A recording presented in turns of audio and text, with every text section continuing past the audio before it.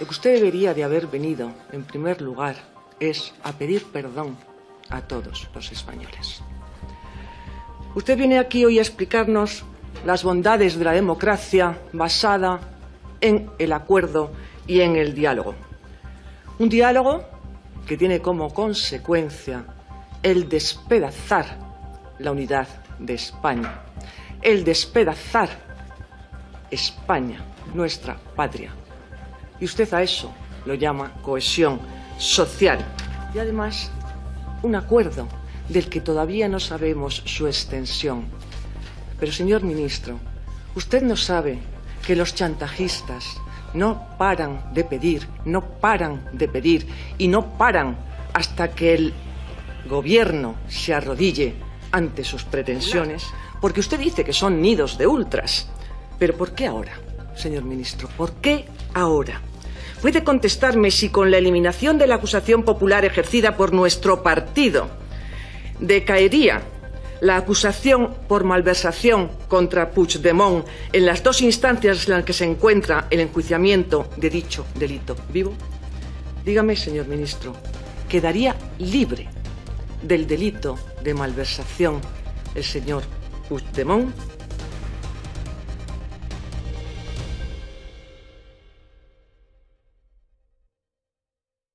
Muchas gracias, señor presidente. Señor Bolaños, señor ministro, usted viene aquí, después de un año de haber comparecido en la Comisión Constitucional, a hablarnos de las bondades de la democracia después de la gravedad de los hechos que han ocurrido a lo largo de este año. Lo que usted debería de haber venido, en primer lugar, es a pedir perdón a todos los españoles. Usted viene aquí hoy a explicarnos las bondades de la democracia basada en el acuerdo y en el diálogo. Un diálogo que tiene como consecuencia el despedazar la unidad de España, el despedazar España, nuestra patria. Y usted a eso lo llama cohesión social. Usted llama acuerdo al chantaje al que somete al pueblo español realizado con un prófugo de la justicia. Señor ministro, es humillante y es indigno por un puñadito de votos. Y además, un acuerdo del que todavía no sabemos su extensión. Pero, señor ministro, usted no sabe que los chantajistas no paran de pedir, no paran de pedir y no paran hasta que el gobierno se arrodille ante sus pretensiones. De momento es una condonación de la deuda que produce una desigualdad entre los catalanes y los que no lo son, que tendrán que pagar su fiesta independentista, y un traspaso de competencias nacionales en cuanto a fronteras o inmigración ilegal. Usted a esto lo llama diálogo, democracia, cohesión social, sin despeinarse. Nosotros a esto lo llamamos traición. Señoría, señor ministro, entre las medidas que ustedes anunciaron ayer y están en sus planes, es precisamente ahora, después de 100 y pico años, cuando pretenden modificar la ley de enjuiciamiento criminal para, entre otras cosas, eliminar la acusación popular, porque usted dice que son nidos de ultras. Pero ¿por qué ahora, señor ministro? ¿Por qué ahora? ¿Puede contestarme si con la eliminación de la acusación popular ejercida por nuestro partido decaería la acusación por malversación contra Puigdemont en las dos instancias en las que se encuentra el enjuiciamiento de dicho delito vivo? Dígame, señor ministro, ¿quedaría libre del delito de malversación el señor Puigdemont? ¿Ese es el objetivo? ¿Ese es el pago? Hablamos de acusación popular. Es un tema en el que su partido se ha personado como tal en la Dana. Usted ha hablado ahora mismo también de la Dana. Es un tema que es realmente muy importante para usted, ministro de la Presidencia. ¿Esa acusación popular es para intentar evitar la corresponsabilidad de su Gobierno en este tema? Y dada la gravedad de lo que ocurrió, me gustaría saber, usted estuvo en el comité de crisis.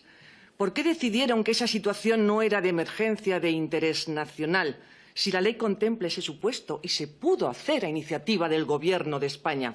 ¿Qué opina usted en esa reunión. Me gustaría saberlo. ¿Por qué no se activó ningún plan estatal? Cuando, señor ministro, usted sabe que las competencias son concurrentes entre el Estado y las comunidades autónomas. Y no solo es una competencia exclusiva de la comunidad autónoma, que efectivamente tiene su responsabilidad en materia de protección civil, según sentencia del Tribunal Constitucional 58/2017. En segundo lugar, entre las medidas de acción para la democracia existen medidas contra la corrupción, de las que usted hoy no ha hablado.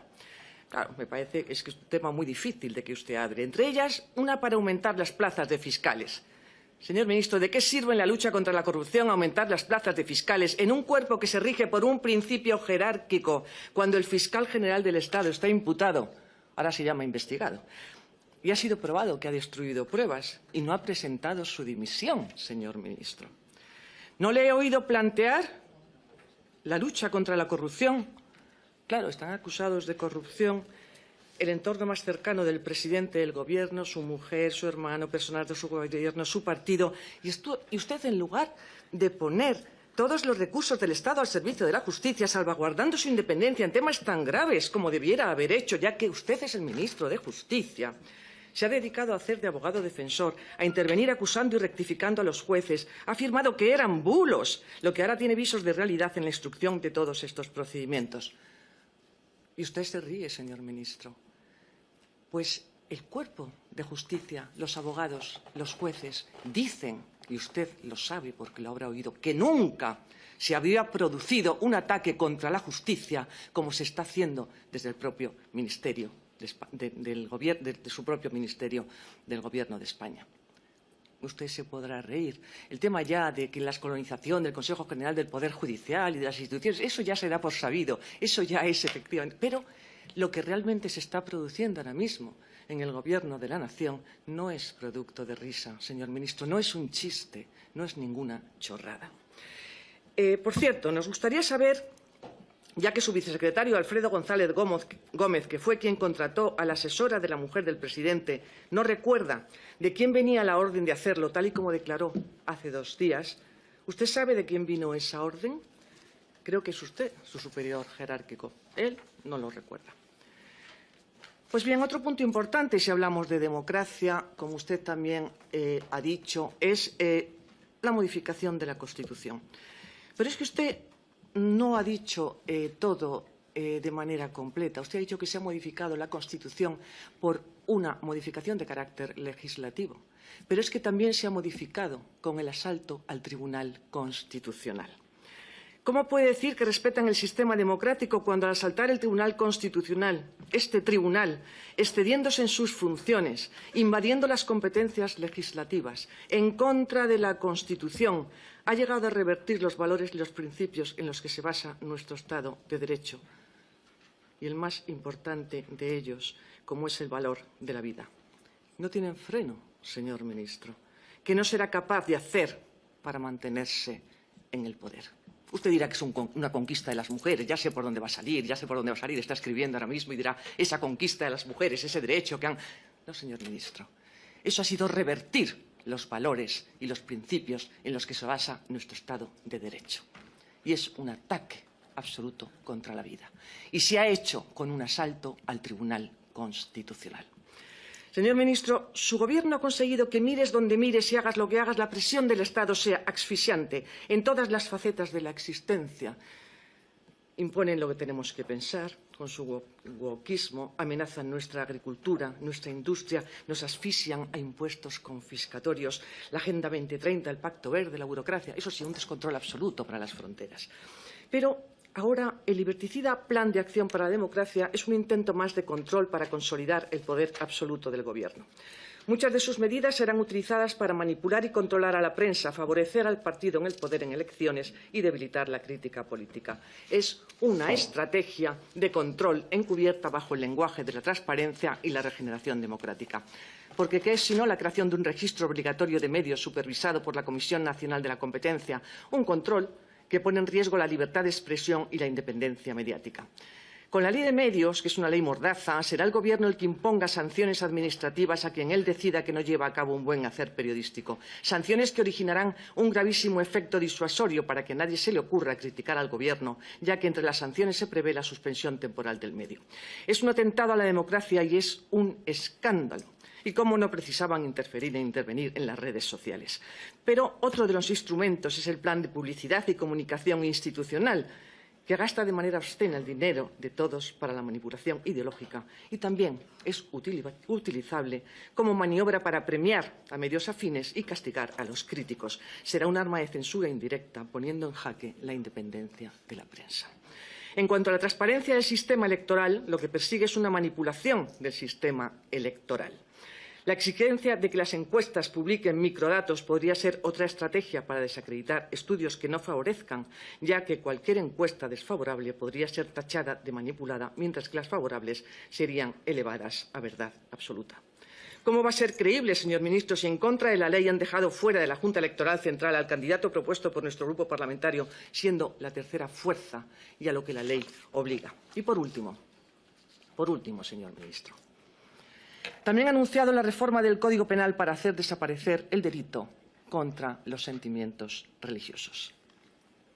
Usted, señor ministro, ha respaldado la ofensa realizada en televisión española contra el Sagrado Corazón de Jesús. Una ofensa gratuita contra los sentimientos religiosos de una gran parte de los españoles. La religión, le guste o no, forma parte de nuestras raíces y de nuestra cultura. No espero que lo entienda. Tampoco espero, señor ministro, que lo comparta. Pero sí le digo que usted, como ministro de todos los españoles, tiene el deber de respetar los sentimientos más íntimos y de hacerlos respetar de la religión católica y de cualquier otra. Termino, señor presidente. Termino, señor presidente. Déjame, por favor, terminar esta frase, porque me parece absolutamente importante. De la religión católica y de cualquier otra. Pero es que usted, en lugar de reprobarlo, lo que hizo es ratificar su ofensa de manera indigna. Señor presidente, déjeme que acabe, por favor. Solamente un momento. Quítemelo de la réplica. Quítemelo de la réplica. No hay réplica. Quítemelo de la réplica, por favor. Señor presidente, déjeme acabar con la frase, porque lo que yo le quiero decir al señor ministro es que no haga demagogia diciendo que queremos meter a los humoristas en la cárcel, porque usted llama a esto libertad de expresión y a cualquier otra cosa más nibia lo llama delito de odio. Espero, señor ministro, que conteste de manera concreta a las 3 preguntas que le he hecho, porque si no las daré por supuestos. Y le pido que sea respetuoso y que no diga que son chorradas ni que son chistes, porque si no entraríamos en una dinámica que me parece que no es oportuna en esta Comisión Constitucional. Gracias. Señora Méndez Monasterio, sabe que una de las cosas que funcionan es cuando tú pides algo y te comprometes a algo, es cumplirlo, cosa que usted hoy no ha hecho conmigo. Se lo recuerdo. Presidente, le dije que me lo quitara después, si no, del tiempo de la réplica. Pero es que usted tenía 7 minutos. Me quedaban 2 segundos. Tenía 7 y 3. Se ha comprometido a hablar 10 minutos y habla 11. La siguiente intervención.